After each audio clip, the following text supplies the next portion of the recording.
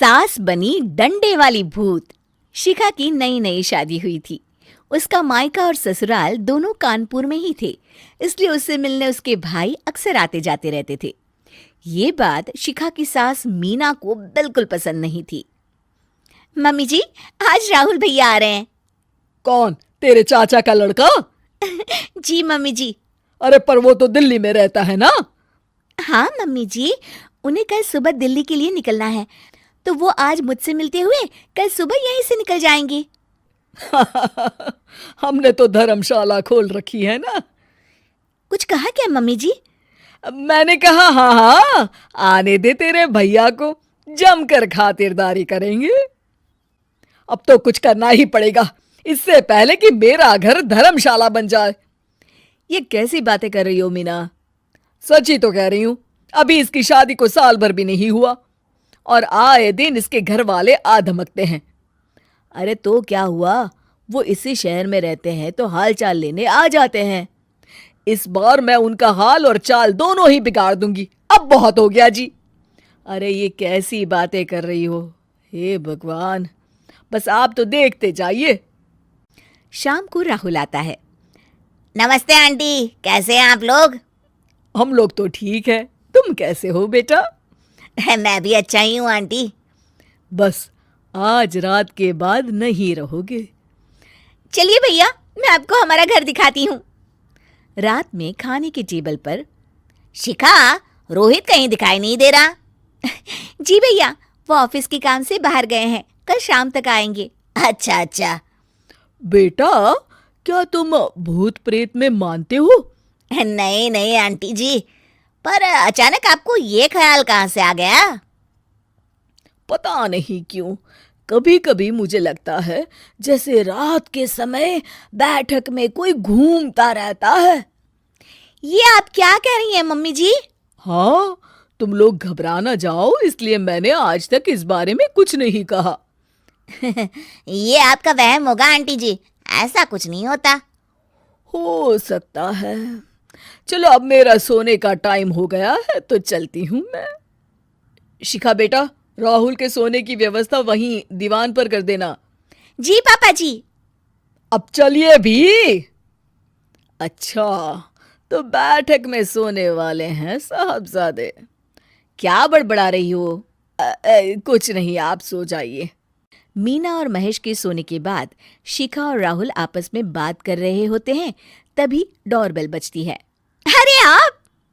Surprise! काम जल्दी खत्म हो गया तो मैं आज ही चला आया। ये तो बहुत अच्छा किया। देखिए राहुल भैया भी आए हुए हैं, आप दोनों का मिलना भी हो जाएगा। कैसे हो रोहित? मैं तो ठीक हूँ भैया। शिखा, मैं भी आज यहीं सो जाता हूँ, राहुल भैया से बातचीत भी हो जाएगी। अच्छा अच्छा ठीक है। मीना आधी रात को उठती है, कंबल मुंह से पैर तक ओढ़ के डंडा लेके बैठक में आती है और देखती है दीवान पर चादर ओढ़े कोई लेटा हुआ है। देखो तो कैसे मजे से सो रहा है बहन के ससुराल में। मीना ताबड़तोड़ 4-5 डंडे मार देती है। अरे मर गया, अरे बचाओ बचाओ, कौन है? मीना जल्दी से अपने कमरे में भाग जाती है। हे भगवान, ये मैंने क्या किया? ये रोहित कहाँ से आ गया? लगता है ये नालायक राहुल मेहमानों वाले कमरे में सो गया होगा। आज तो इसकी खैर नहीं।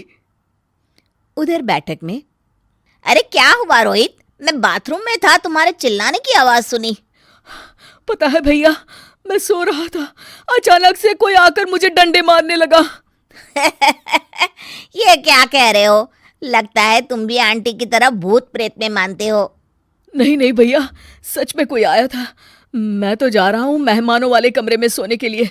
इस समय अपने रूम में जाऊंगा तो शिखा की नींद खराब हो जाएगी। ठीक है भाई, जाओ तुम, जहां तुम्हारा भूत डंडा लेके ना आ सके। थोड़ी देर बाद मीना कंबल ओढ़ के डंडा लेकर मेहमानों वाले कमरे में पहुंच जाती है। वो बिस्तर पर सोए रोहित को फिर डंडों से मारने लगती है। अरे मर गया, अरे मर गया। तू भूत प्रेत में नहीं मानता ना? ये ले, अब डंडे खा। हैं? ये तो माँ की आवाज है। रोहित कंबल खींच देता है। बेटा तू! अरे ये क्या कर रही हो माँ? मार मार के मेरा भरता बना दिया आपने। माफ कर दे मेरे लाल, मैंने तो तुझे ही मार मार के लाल कर दिया। मैं तो उस राहुल के बच्चे को सबक सिखाना चाहती थी। राहुल भैया को? हाँ बेटा, मुझे लगा अगर उसे डंडे मारूंगी तो शिखा के मायके वाले यहाँ आना छोड़ देंगे। हे भगवान, माँ ये घर शिखा का भी है, उसके घर वाले जब चाहे आ सकते हैं। हाँ बेटा, आज मुझे भगवान का इशारा समझ में आ गया। मैं कितना गलत करने चली थी और अपने ही बेटे को चोट पहुंचा दी। अब चुपचाप जाके सो जाओ माँ, और किसी को कुछ बताने की जरूरत भी नहीं है। शिक्षा दूसरों का बुरा चाहने वालों के साथ भी बुरा ही होता है।